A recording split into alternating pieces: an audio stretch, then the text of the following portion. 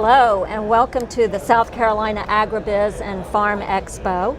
I'm Donna London. I'm with Clemson University, and we are here at the Expo trying to find out everything there is to find out about agriculture. It's a little difficult because there is a lot that we didn't know about. But joining us today to help us get a sense of what's going on here and what goes on at other expos around the country, we have Mr. Chip Blalock, and he is the Executive Director of the Sunbelt Ag Expo, and that is held in Moultrie, Georgia. Moultrie, Georgia, October 14, 15, and 16 of 2014. Okay, so tell me about the Southeast, or the Sunbelt, excuse me, Ag Expo, and how that differs from what we have here with the South Carolina. Well, the biggest difference is we're an outdoor show. Okay. We are in our 37th year this year. We started in 1978 with 410 exhibitors. This past year in 2012 we had 1,219 exhibitors. We have a 100-acre exhibit area where we have 5 buildings for indoor exhibits. We have another 20 exhibitors probably that have their own exhibit buildings, and then the rest use tents and the like. Right next to our 100-acre exhibit area is a 600-acre research farm where we do row crop and forage research.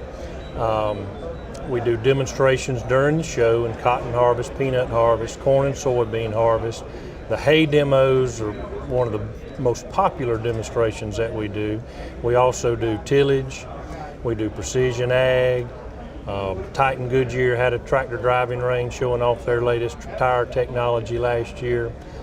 So we just have it all. You can see the static exhibits, and then you can go through the exhibit area, go through our research farm, and see that technology working in demonstrations. And thinking back to when you first became involved with all of this, how has life changed? Oh, it's just, technology changes so fast.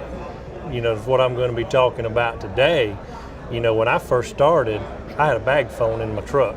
Right, I remember those old bag phones. I miss my old Okie bag phone, I miss my StarTAC flip phone, and now have the iPhone. And you know, that's probably, the communications has probably changed as much as anything, and and the GPS systems on our farming operations, where we do the auto steer tractors, variable rate irrigation, variable rate fertilizer application, remote irrigation controls. If you wake up and get a alarm at 2 in the morning, you wake up, you can get your phone and turn that pivot off if it's rained at the farm. The farmer's still going to go check that at some point in time, but you can go ahead and shut it off and save maybe 30 minutes worth of water, which really enhances our environmental stewardship. But as far as for me changing since 1997 when I came on board at the Expo, is just a sheer number of people that I've got to meet over the last 17 years. Agriculture is the best industry in the world. I have a lot of job security, as we all do, because people like to eat 3 square meals a day. They like to have cotton and wool across their back and blue jeans and roofs over their heads. And it's very humbling to work in the industry where you can wake up and put your feet on the floor every morning and know that you're going to do something that day that's going to help feed the world. Right.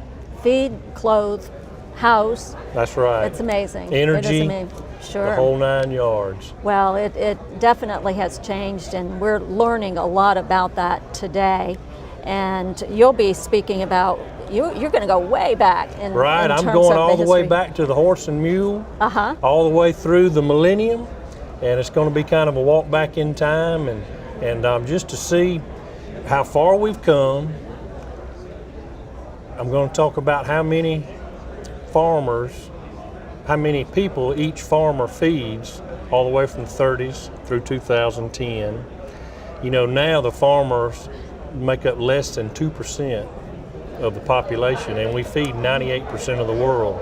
In 1958, we made up 12% of the population. So that's how much the industry has shrunk somewhat from a numbers standpoint, but less farmers are farming more land, so more production, tending to more animals. And you know, with that said, it doesn't matter if you grow a raised bed backyard gardening crop of tomatoes, or a 1 acre patch, or a 10,000 acre patch. We've all got to work together to achieve the daunting task of feeding 9 billion people in 2050. Well, We're going to have to almost double what we do now just to keep up with that. And the farmer on the farm is is the major element of farming. But the supply chain has grown so much since we started with the mule. Right. It has, and transportation has gotten more efficient. Storage of our fruit and vegetable products, flash freezing of our seafood products and some of our vegetable products. You can hold, if you got blueberries and you flash freeze them, they're good for a whole lot longer time if you just put them on the shelf. So, our food safety has ramped up, and again, large farms, small farms, we're all in this together. Well, and I think most of the things that people do really have of course they've got their roots in agriculture, but we also see going forward with technology how much that has become a part of agriculture as well. Well, I'm looking forward to hearing more later on today about the Sunbelt Ag Expo.